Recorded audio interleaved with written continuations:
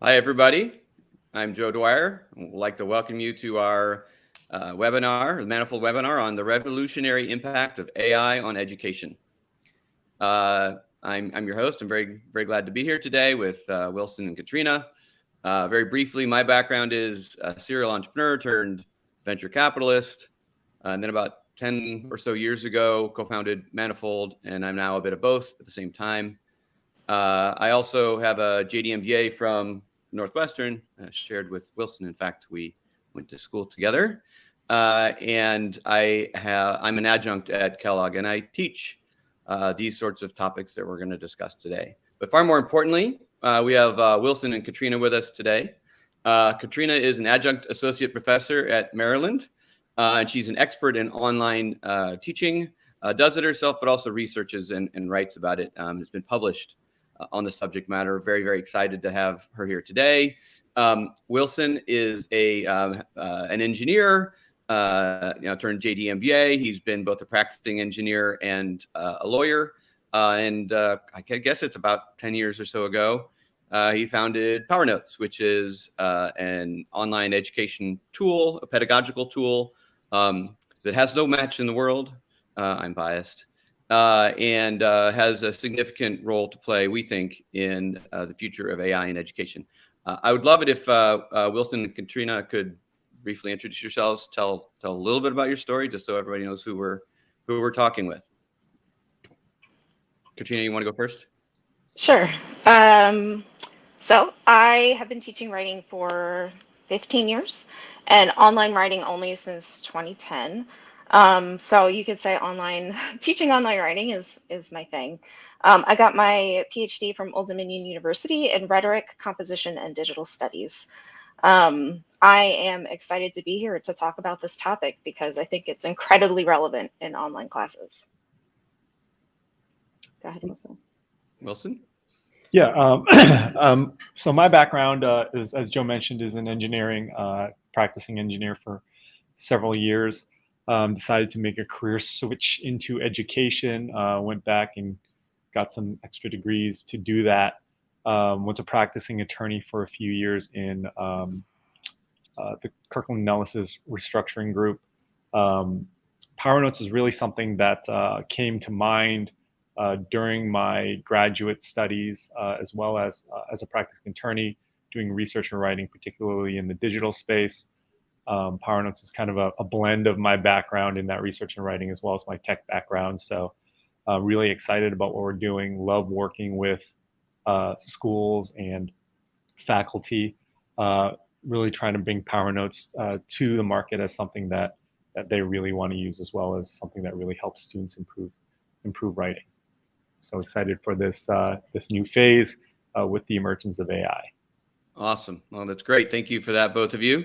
So I think I'll kick it off by asking a question about the role of AI in education, particularly in the context of job skills, and why it matters.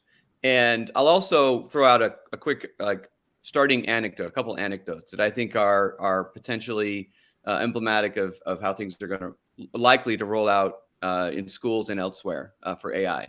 So I think it's very curious that back when electricity was first, making its way into our lives, that hotels that had electric switches installed, many of the hotel patrons were so frightened of the potential of electricity that they paid people to come into their rooms to flip the switches, right?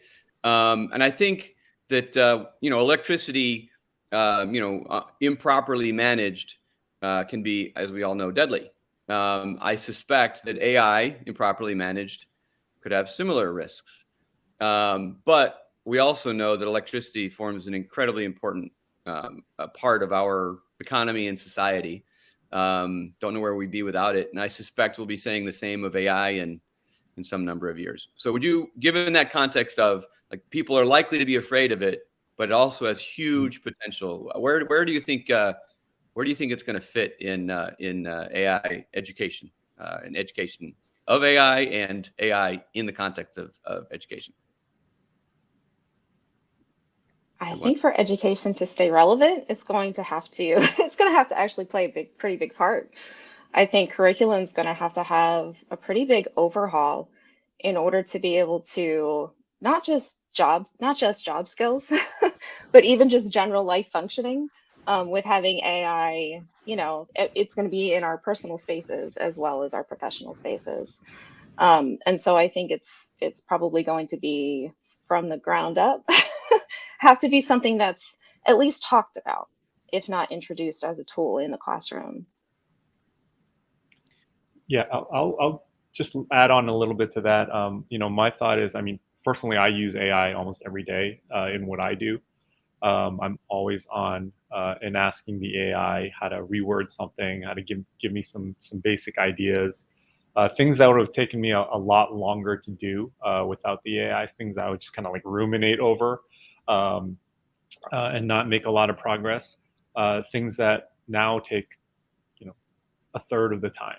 And so the ability for the AI to increase your productivity, I think, is huge. And if we're not learning how to do that and do it properly, the students that don't learn that are going to be at a disadvantage.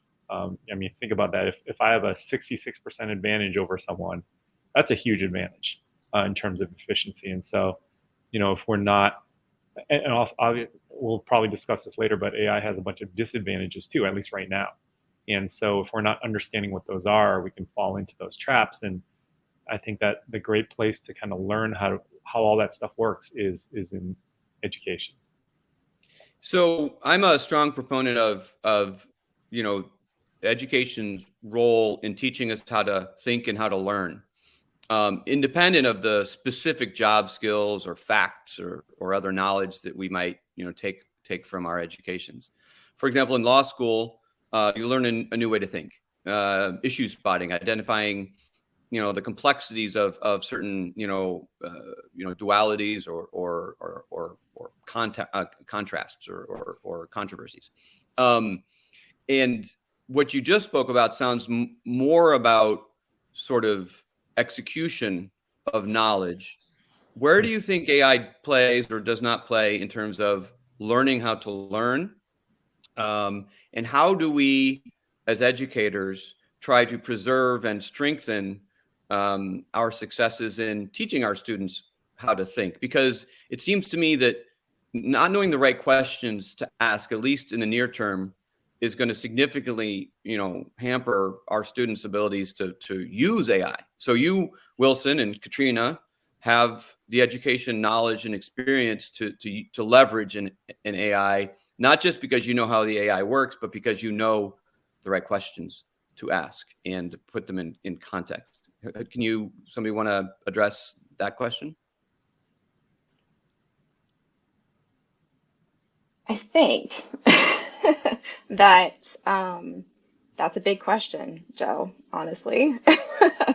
But I do think that one of the things that AI will help us do for students in terms of thinking and learning is actually shift some of the purposes of what we do in classrooms. Like most classrooms involve writing in some way, shape, or form.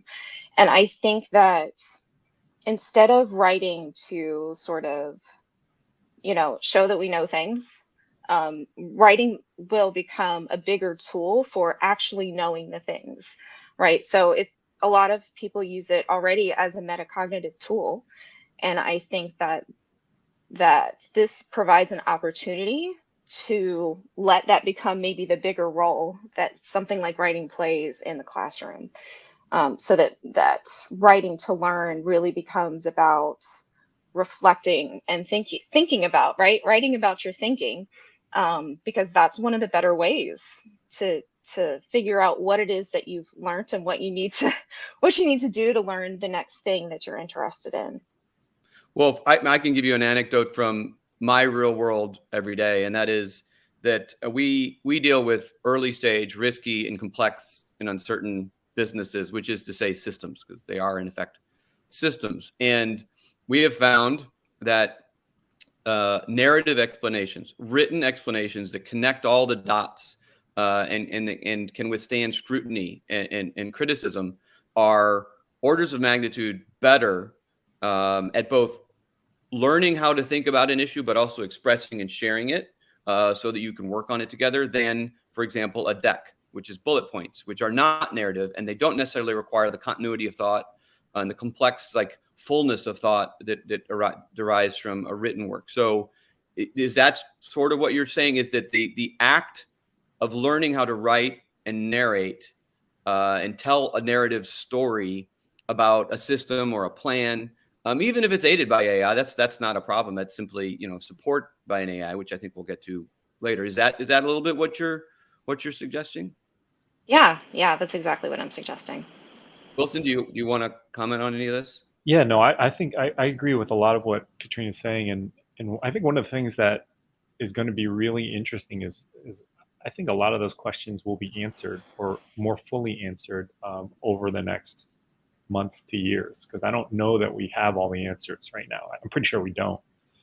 So a lot of it is going to be doing like studies around AI and education and writing and things like that, things that we're actively working on. And so I think that part of it, as we're in a pretty unique time. This is the inflection point. Things are changing or about to change, and so we have a pretty I think we live in a pretty cool piece of time where we're going to be able to learn a lot, figure out how this is going to change things, because it's going to change things a lot.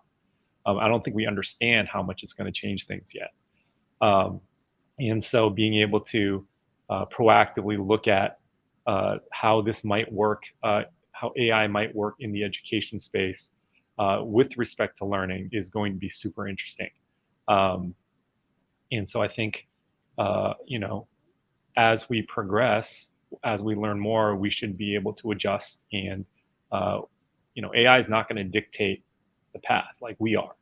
AI is just a tool. Something that I know right off the bat, based on my own experience, is that I think it's going to give more time for students to learn, because there is a ton of time that students just spend stuck in their heads on the hamster wheel. That happens to me all the time.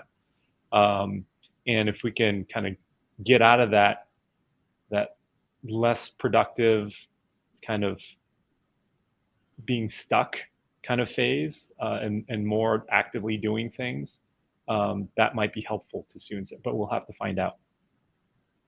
So it seems to me that you've already made a bet and have a belief that a supportive, system like PowerNotes for research, organization, writing, that allows collaboration between students in an appropriate way, between professors and students, and also between AI and students. You've sort of made this bet, right?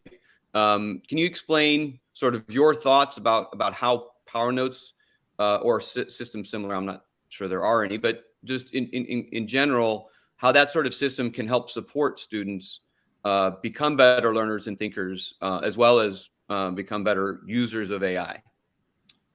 Well, I think the key here is that we're not making the bet by ourselves. So if when I think about what we're building in PowerNotes for AI, it's highly informed by, if not, we work very closely with our partner schools to do that. So we're looking at, obviously experts in the field of, digital teaching and learning and writing, to give us thoughts on what they want to do with AI. Because I don't think any tech company should be out there dictating how teachers should teach or students should learn with a new tool, with a new technology. And so from my perspective, I'm a facilitator. I'm basically translating what faculty and educators want into a product that they can use and they think can help students learn, or at least help them figure out how students can learn with the technology. That's awesome. So I'll switch now to asking a question about where do you think AI does and will fit into the educational system? For example, how can this be incorporated into the classroom? Because it's one thing to say, oh, we should use AI in the classroom. I think it sounds like it's a far more difficult thing to say than to do. Catrina, did you have any thoughts about that? Yeah, I think, and this speaks a little bit to Wilson's point too. I think that we need to do it with students, right? Determining, sort of going back to teaching roots. Like, we know play is a really good teacher. And if we are bringing it into the classroom and playing with it ourselves and asking students to play with it, because that's the moment that we're currently in, right? Like Wilson said, we don't know where it's going to go, but we know where it is now. And playing with it as it is now can help students better understand how they can use it, can help them become more critical thinkers about, like, what is it giving me? What should I do with what it's giving me? So that they're actually reaching, higher levels of Bloom's taxonomy than sometimes they're able to do when they don't have something that's actively spitting things out that they can, sort of poke and prod for, good information. So I think returning to those kinds of things and having those open and transparent discussions, right? So that will often mean, like, literally having it open in the classroom and saying, what should we put in? I think that's a good place for people to start if they don't know where to start. Wilson, do you want to comment? I know you've been out there having conversations, as you mentioned, with faculty, educators, and students. I'd love to hear. I think we'd all love to hear what you're finding out there, because I heard a little bit of it, and it was surprising at first, but then quite intuitive after the fact. So love to hear a little bit about it. Well, I think the key takeaway for me is that I think everyone understands that the AI is going to be part of education. It's going to be part of the future of not just writing, but education generally, exams, like all of that stuff. And so it just becomes a matter of how do we use the AI in a responsible and appropriate way. And that's a no, right? I mean, there aren't any tools that I think are really out there trying to do what the faculty wants them to do. We're going to be coming out with those soon. But I think that when we talk to faculty, they kind of break out into two camps. One is very excited about the opportunity that AI can afford, opportunities they haven't had before. This tends to be the writing faculty that does scaffold their assignments very well.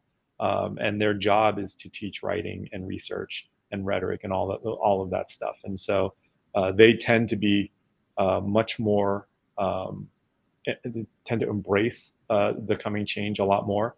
And there's faculty that tend to be a little more worried, understandably, given that it's not their job to teach writing and rhetoric and scaffold their assignments, but to teach their core subjects, and trying to layer on all the things they need to do to account for AI and make sure their students are using it appropriately is going to be very difficult and practical for them. And so, how do we kind of provide the right tools for both groups to both take advantage, as well as not be so concerned that things like academic integrity will be impacted by AI, because it can impact it. I think that you read the popular press out there, the anecdotes that I've heard amongst students. Students is different. I mean, as far as I could tell, like, I've talked to 100 students over the last 3 weeks, and I don't know a single one that hasn't used ChatGPT. And so that's concerning when in the absence of tools for faculty to kind of make sure everything is working as it should be. And so that's a lot, like, at a really high level. That's kind of how I see it right now. It's a very uncertain time, and hopefully we can inject some certainty into that. Well, you're making me think. Oh, sorry. Looks like Catrina. Catrina, you go right ahead. Yeah, I was just going to jump in because I think some of that may also be socioeconomic. I have lots of colleagues at community colleges who say that their students aren't using it because they're terrified to use it, or because they don't understand how it works, and so they don't want to use it. So I think that's I mean, that's something we've mentioned already, that there's a lot of bias. And I think that that's something that's as concerning. Students not using it is almost as concerning as, as students using it, because if you're not using it, then you're going to fall behind, right? Being able to have those job skills, but also functioning with digital literacies that are going to be useful. Well, so this makes me wonder whether there might be an important role for librarians, writing instructors, and associated tools. In this case, we're discussing PowerNotes, but I'm sure there will be other tools that will do some parts of this in aiding and supporting the educators and faculty who are building, learning programs, modules of whatever kind they are, that are not, they're not the building blocks necessarily. They're a specific area of research or writing or content or whatever it is, a specific academic discipline, and perhaps that might be one of the changes we're going to see is an increasing role by those groups, the librarians, writing instructors, and certain associated tools to help professors scaffold, in a way that they otherwise wouldn't have time to do. AI, of course, could be a big part of that, but then also to provide a framework or a system for managing, AI's integration, viewing it, whether that they're not using it, that they are using it too much, or they're using it inappropriately, but also having a chance to intervene early and steer the learning process as an educator in a way that you probably wouldn't have the time or even ability to do otherwise. Is this a reasonable supposition, or what are your thoughts? I think there's going to need to be a lot more support from institutions to be able to add those kinds of things onto the plates of writing teachers and librarians. Writing programs tend to actually have a really high percentage of contingent faculty, and so then it also becomes a labor issue, really, at that point. So yes, but Yeah, is my response to that. Wilson, do you have thoughts about that one, or? Yeah, I mean, I think that as Catrina mentioned, she's much more knowledgeable about the kind of HR aspects of the things that we're going to be putting on their plate. But I think that, from my perspective as a technologist, it's just making sure that we are being responsive to their needs, including the overhead that we're going to be adding onto them. So whether that AI is going to be adding onto them. So I've talked to plenty of writing professors that don't want to become prompt engineers, for example, and that's a huge aspect of being able to use AI effectively, is in the prompting. And so trying to think of ways that we as a company can assist in that space without having to place that responsibility on faculty is going to be, that's an example of something that's going to be important. Sure, that makes a lot of sense. All right, so we have touched on this already, but maybe we should dive a little more deeply into the issues of authorship and plagiarism. As I can see, even I can see, it's a very important issue for educators and faculty and students, right? And I'm curious to hear your thoughts on, how we should be thinking about it. The implications of, for example, AI detectors, and I definitely use air quotes there for reasons I'm sure we'll discuss. But curious to hear your thoughts on where we are now, what people are thinking, and where you see things heading. Catrina, I'll let you start. You probably dealt with a lot of academic integrity things. Well, I mean, to my knowledge, AI detectors are not reliable, and they're often in themselves biased. A lot of students for whom English is a second language get flagged by AI detectors. So I don't think that they're the answer.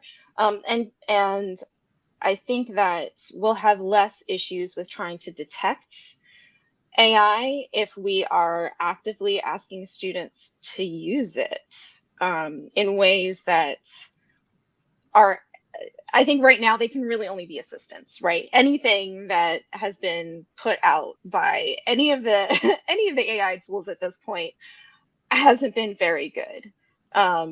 Even with GPT-4.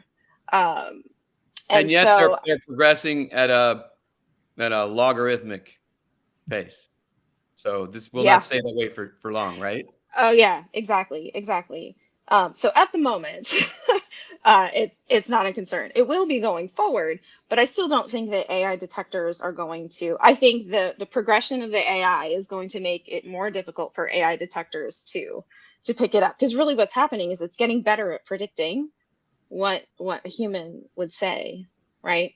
Well, I'll throw in there right now. I'll tell you Okay, go straight ahead. up, they do not work reliably, and they will never work reliably. A pure detector, and there are some very fundamental reasons, technology, math reasons why that's the case. But anyway, back to you, Katrina. Yeah, exactly. Previously, most instances of plagiarism and authorship concerns would be typically they're accidental, right? And I think we're going to continue to see that as like students are pulling bits and pieces of AI generated writing into their essays and not knowing how to make that convert it into their own voice.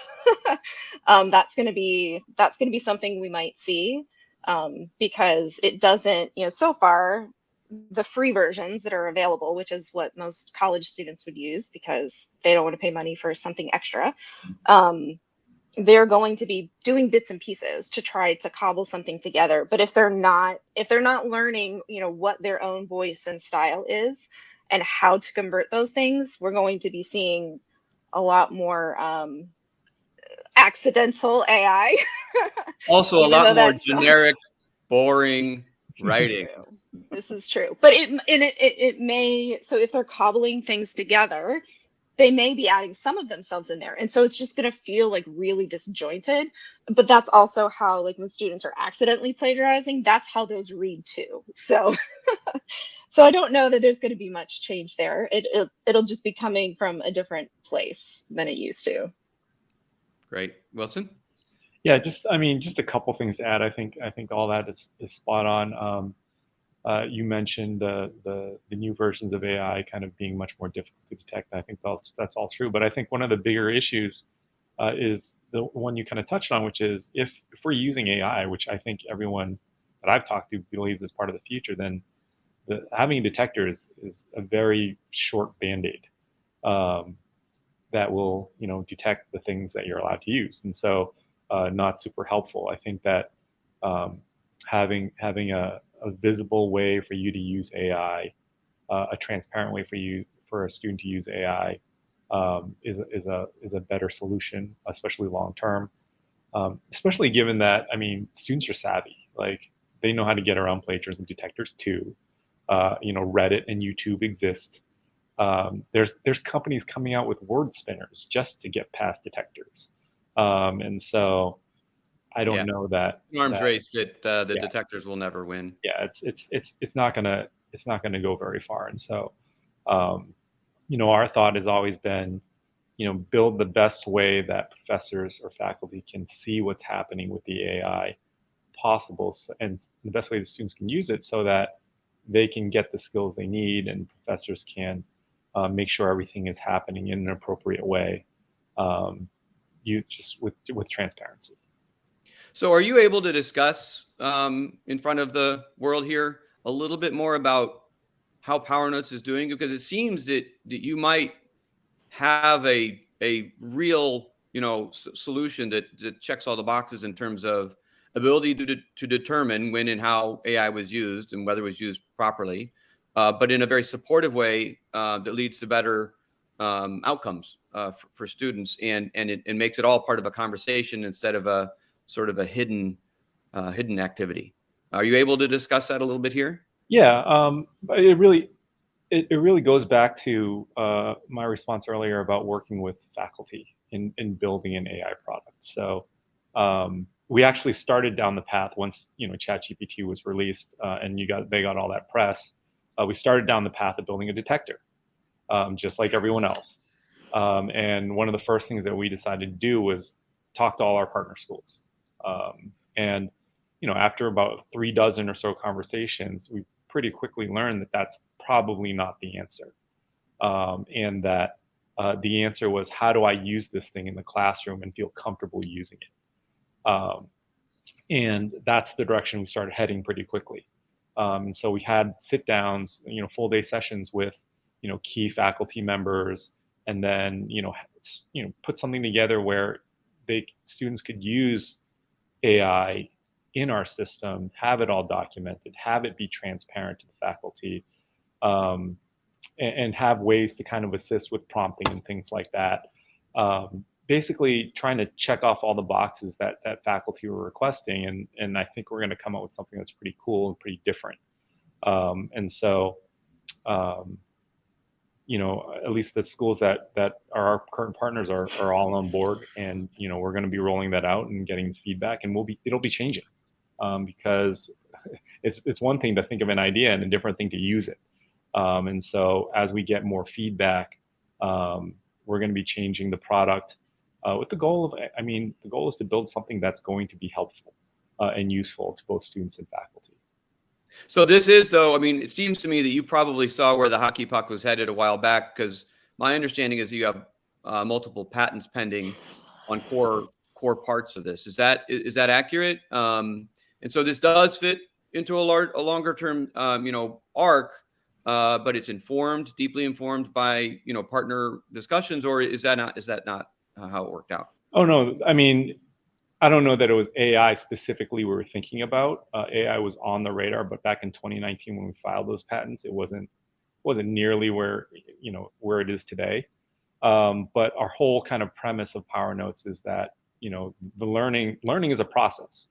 Research is a process, and we document that process. And one of the things that we provide to faculty is visibility into that process. So AI is not different. It's just another piece of the process that we're going to do the exact same thing. I know Catrina's used the product when she was at Arizona. She might give you a little more color in terms of the process, but even that process is something that we worked on with faculty to make sure that is something that's pedagogically sound and faculty want to use. Yeah, I think actually that the way that PowerNotes lets you see behind the curtain is what I've been calling it, to what that process actually is, can help with what we were talking about earlier with some of the barriers to instructors actually pulling the tool into their classrooms, or students being afraid of using AI, because students will be able to use it and have their instructors see how they're using it, so that the instructor can guide them and give suggestions and say, well, maybe that's not the way, or maybe you need to expand on this topic, right? When you can see sort of what is happening in the background, like so many of those things we don't get to see as teachers. We don't get to see how are they reading something? How are they highlighting? What are they choosing to highlight? What are their notes on the side of the page? Especially if you're teaching online, you don't get to see the notes on the side of the page. That is a really big part of the reading, research, and writing process that we just often don't get to see. And I think that was the strength of PowerNotes before all of the AI talk, honestly, was as a writing teacher, being able to see how the scaffolding I was building for students actually played out. And I think what PowerNotes is able to do interdisciplinary is you can send students to do things without necessarily, so you can say, this is your research project with a few prompts where you're not having to heavily scaffold, but still be able to see the work that students are doing. You can see everything that they're deciding to pull into their piece, which when we know what they're thinking in terms of doing that reading and research and writing, it makes it a lot easier to provide timely guidance in that process. Well, this plays a bit into a comment in the chat from earlier on when we were discussing, how can AI help or what can it do? Kimberly suggested that AI might help with quote flipped classroom. And that's not exactly what you're talking about, but it does seem that you can have the conversations, the human group conversations in the classroom much more effectively if you know what students are doing, right? Just if you're just seeing the outputs, you don't really know how they got there. You don't even maybe even know what to talk about in the flip. And just curious about that, but also just more broadly, AI's potential role in a flipped classroom model. Yeah, I think it has excellent. I think it would have an excellent role in the flipped classroom model. So you can, I mean, if you're able to see the students' process, you can actually make that the content of the time that you have together, which I think is a really excellent strategy for being able to teach it and using that time for things that couldn't have been a video. That's how I always like to think about, what flipped classrooms are doing. Could it have been a video? Then you probably shouldn't do it in the precious time that you have together. But it's so much easier to just talk in the classroom and lecture. It's true. I think that's one of the more exciting things about this moment for me is that kind of flipping that on its head in ways that like it's going to have to flip on its head. Yeah. Yeah, and it just seems like Kellogg MBA, classes, we use cases all the time, and I started imagining to myself, wait, these generative AIs could create an endless volume of really well crafted cases, so that we could use them over and over again, and the students could really see, like, oh, explain what's going on with this founder and her team, and what did she potentially do right, what did she potentially do wrong. The opportunities there are immense, and then the richness of the conversations that could ensue in the classroom after people go through the process and they're talking about a shared experience that they're able to do on their own time, which is just a fantastic idea, I think. Yeah, I agree. Go ahead. All right, so go ahead. Go ahead. I was just going to add to it. So my master's is in professional and technical writing, and in technical writing, we use scenarios all the time, which I think are the same thing as your case studies. Yeah, they are. And it's incredibly useful. I have had it generate some really excellent scenarios because using the same ones over and over gets really boring as the teacher. So I can confirm it's really useful for that. That's awesome. So Emmett in the chat pointed out that a lot of professors and faculty, I assume is what he meant, have their heads in the sand. Can't use it, must not use it, bad. Is this something you're hearing or seeing out there? I mean, I'm sure it's happening. I'm just where are we seeing this happen? And how do we, if we believe that AI is an important part of the educational system and process, how do we communicate with the people who, at least for now, are thinking that way? So there are, I can't remember the title of the article, but there's like a series of levels of technology adoption, right? So you have your first adopters all the way down to I will never adopt any technology in over my dead body. Exactly. So there's the range. And I think, that's playing out now the same way it kind of always has. So in writing studies, our favorite example comparatively is Wikipedia, right? So when Wikipedia came out, we saw this same spread. And I think taking similar approaches with implementing any new technology with those faculty is going to be useful. So things like extra mentoring and support, because sometimes it's just seeing how it will work and how it will improve your teaching and improve the experiences for your students. Sometimes that's all it takes to get somebody who's anti-technology on the technology train. Because regardless of what programs you're using, I think one thing that brings teachers to the classroom is that they're there for students.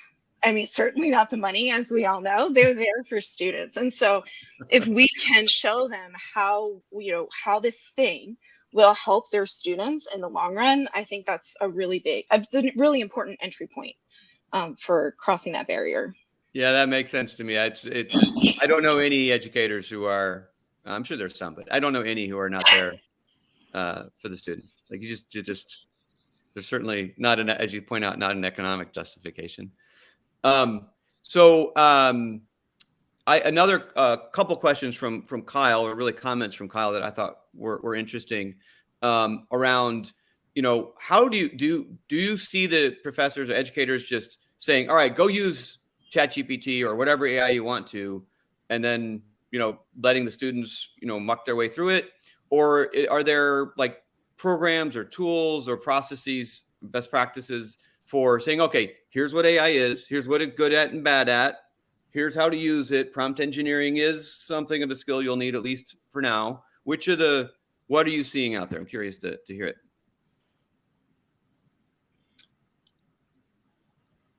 Go ahead, Katrina.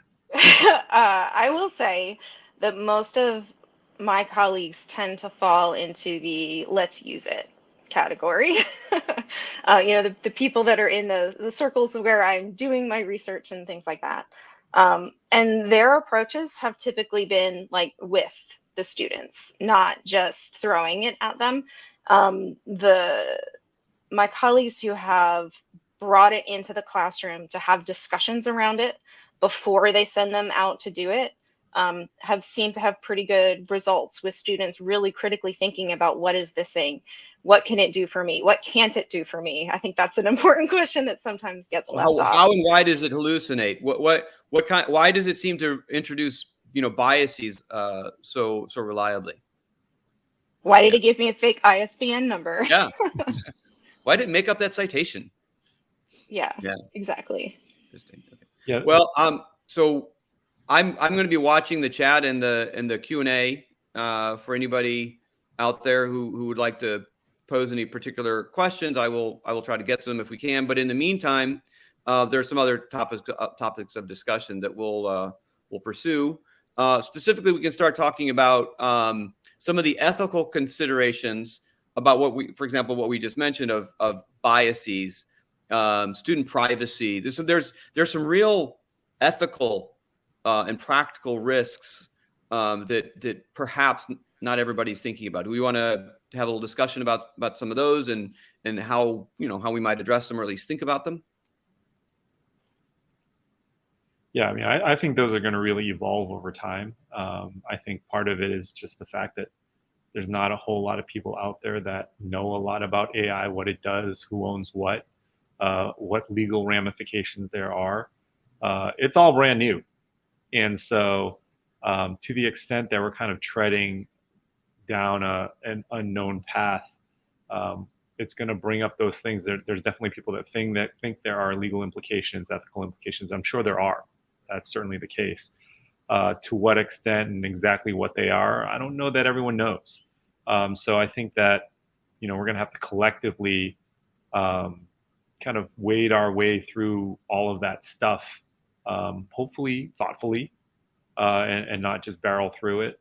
There are different people with different kind of risk tolerances with respect to that, and so from my perspective as a technologist, I mean, we're going to really take the follow the lead of our faculty and institutions. If they're not comfortable with something, then we're probably not going to be comfortable with it. And so we're gonna make sure we keep that dialogue going, so that we understand what their current concerns are and alleviate them. I'll tell you one's right off the bat. We know that if you want to use AI right now, or at least ChatGPT, as an individual student, you're gonna have to sign up on OpenAI's website, either get a free or paid account, and then go from there.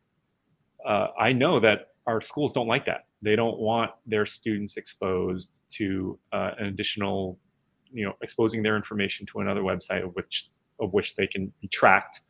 And so one of the things that we're going to do with PowerNotes in our integration is to make it all anonymous. So all the things coming through PowerNotes will be just from OpenAI's perspective through PowerNotes, and that's it. And so you can think of all of education hopefully flowing through that channel, and all of your students kind of being protected from a privacy perspective. So that's the first thing that popped up on our radar. One of the number one concerns from schools, and we're trying to make sure we address that. Well, that's fascinating, because it makes me think of something I just wouldn't have thought of before, and that is, the pursuit of academic knowledge requires asking some very rough questions sometimes, and consuming information that is ugly, right? I mean, and I realize I would be very cautious because I understand how OpenAI works and how the data is available. I'd be very cautious about asking certain questions or researching certain topics for that reason. But that's a significant problem for in an academic setting where you're supposed to be able to learn, like, every opinion is valuable, at least in its ability to challenge your own closely held beliefs, kind of context. And to the extent to which AI, or at least the way it's implemented, reduces that or blocks that, is a serious problem. So that's kudos to you for taking that approach. And interesting, I hadn't even thought about that. Scary. I think Catrina's got something to add. Yeah, I was just going to say one of the ethical considerations that's more important to me and probably to a lot of other humanities folks is the perpetuation of biases and discrimination, because we know ChatGPT is, most AI writing right now is spitting out a very specific form of English. And so perpetuating that in student writing is problematic. It erases people when they're pulling that language into their own. And I think that's one of the reasons why I'm really excited about what PowerNotes is doing in, continuing to make that process of pulling those things in transparent, so that as the teacher, we can start to question those and have students questioning, so what is it about this sentence structure and, the way that these words are put together that's different from your own, that's different from other people that you've met. I think there's a really good opportunity to sort of level the playing field in terms of writing, but only if we also consider, the biases that just inherently exist. So the biases are also, am I correct in understanding, at least this is my understanding of it. It's also, for example, gender biases. I noticed that if you ask for in the generative AI images, if you ask for a doctor, you're going to almost always get a man. And if you ask for a nurse, you're almost always going to get a woman. And those are biases that are built into the underlying data sets in our own society and the way we speak and talk. So is that also something that could be exposed in the right way, so that you could question, is this really what you think and how you think about this topic? Is that an example of how this could manifest as well? Absolutely. For example, in one of the groups that I'm in, someone had asked the AI to they had given them a sentence about a professor and a grad student and asked them to give them the pronouns. And the grad student was always female and the professor was always male. Every different way they framed the prompt, that's always how it came back. So yes, I think it's going to give us things that we're going to need to ask students to question and to constantly be questioning ourselves. Well, that almost sounds like an exciting opportunity to teach critical thinking, right? Oh, did you notice imagine that. The bias that was introduced? Find the bias that was introduced by the AI. That's a fascinating idea.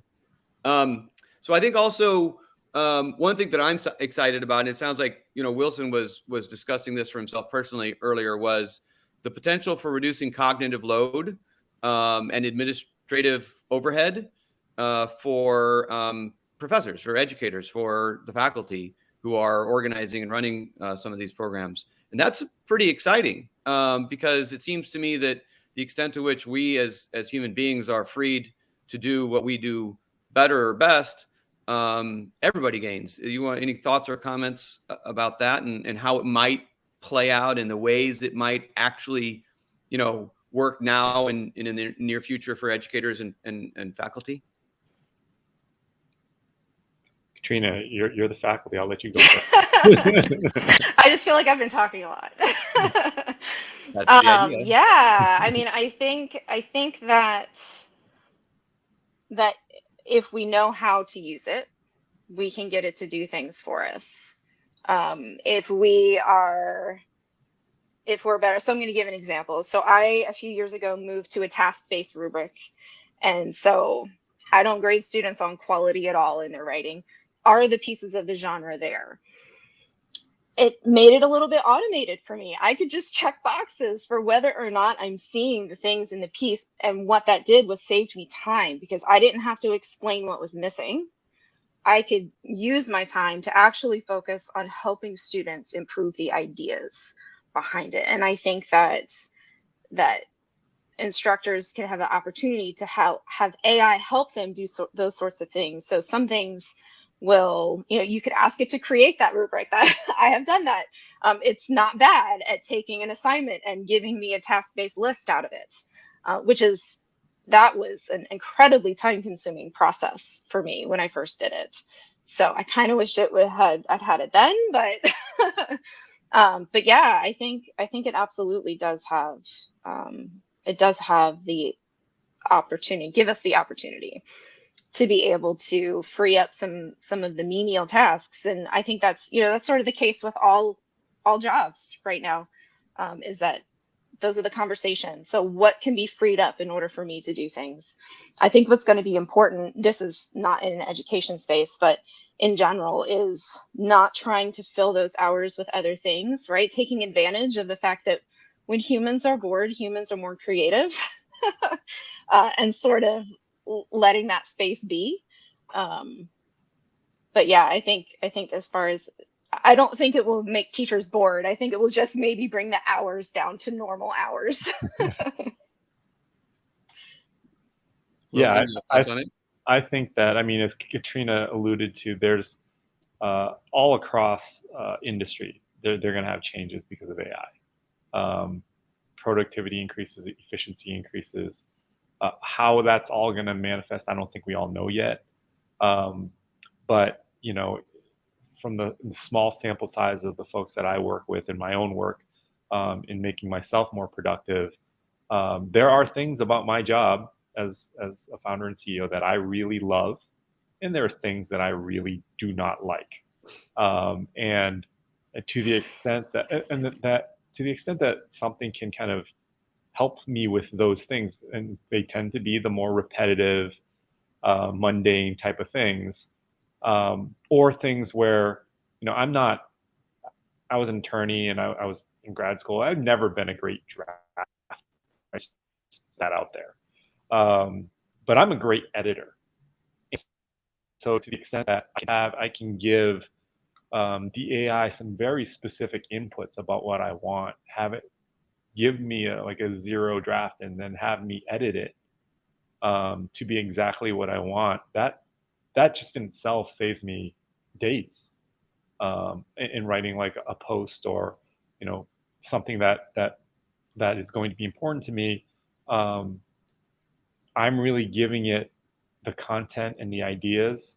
Putting the words together is tough for me.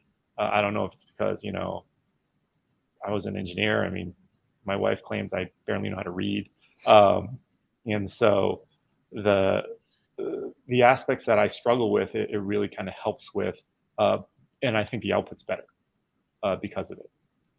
So we'll see how it goes. We'll see what other people make of it. I do really think you have to understand it to optimize that, and we're all going to be kind of forced to learn it over time anyway.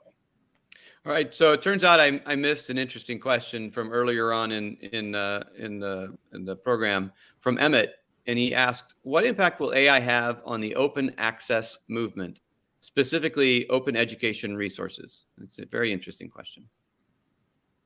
I think it's a very tough question too, which is probably why it is a very tough question. I mean, ideally, we'd be able to create more of them. Yeah. Yeah, I'm not sure. Other than, being able to create the opportunity to have more open educational resources. I don't have an answer for that. Nobody's asked me that question before. I'd have to noodle on it.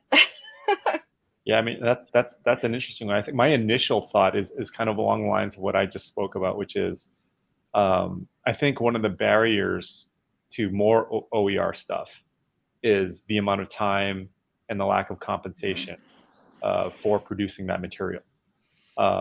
And so to the extent that the amount of time can be significantly decreased, I think that would be helpful in producing more of that content. I think that would benefit everyone. And also updating it. One of Yeah. the hardest parts about adopting OER is that because of that labor aspect, they don't get updated as often as perhaps they should. Although I'm very grateful to everyone who produces OER because I use it all the time in the classroom. But I think it would enable us to be able to trust it more, that it would be up to date and current, and not have to spend so much time continuing to look for new resources as things become outdated and haven't been updated. Well, let's all admit that it's easy as educators to allow our own material to become outdated as well. Of course, none of the parties present have that problem, right? Anyway, well, don't answer the question. Okay, and then there's another. Okay, so Ricardo asked this earlier. I think we may have mostly addressed it, but just to make sure, we've only got a couple minutes left, but it is a call out the question. There's a lot of discussion on how students may leverage AI, but how much emphasis on the discussion will be on the implications for educators to leverage AI tools to help gain insight on their students' work or help in other functions such as lesson or curriculum prep. So we sort of addressed that, but the part that we may not have really talked about is sort of the reviewing the work, like some of the cognitive load, not just of creating the content for the students to consume, but helping like with assessing rubrics, grading, feedback. Any thoughts on that? Are we there yet? What are your thoughts about that generally? I think I said it earlier, but institutions are going to have to. They're going to have to give instructors more support. I think especially on the heels of the pandemic, teachers are tired. And if this had been, a few years earlier, it might have been a little bit different, but I think there is that labor question. And I think that honestly, it's the institution's responsibility to give that extra support. I think that the AI can help us with certain things. Can it do grading? I haven't seen it do it well yet. Yeah. Like the feedback has been just what we see, right? It's also super generic, no matter how many specifics you give it. Exactly. This is not written in enough of a masculine voice, a white male voice. Obviously, it must be incorrect. Exactly. So it's not there yet, but I would hope that more tools will show up that will enable us to, start being able to spend more of the time where we all know it should be spent with students. All right. Well, we've got 2 minutes left. Thank you so much for kindly taking your time to share your thoughts and knowledge with us, Wilson and Catrina. Do you want to have any closing thoughts or any last words on the topic, or anything else of interest to you or us? Maybe. I think there's a lot. There's a lot more that we could probably go on for days and days and hours talking about AI in education. But thank you for having me, and I enjoyed talking about it. And I'm excited for what PowerNotes is doing. Yeah, we're pretty darn excited too. Wilson, do you have any last thoughts? Yeah, I mean, my perspective is that AI is a big unknown, but it has huge opportunity.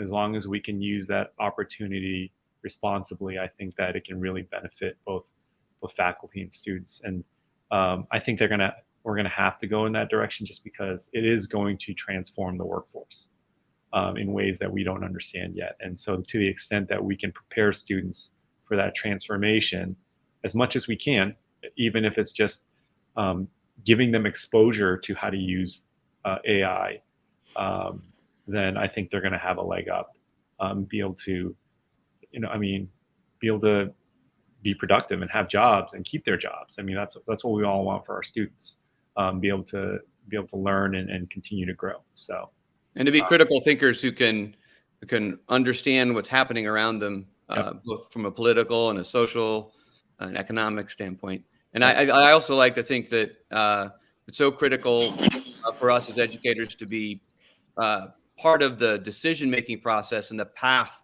to figuring all this out. And if we abdicate this to just the students or just the commercial interests, it should be a partnership between all those parties. And we have a very important voice as educators, I think, and a very important role to play.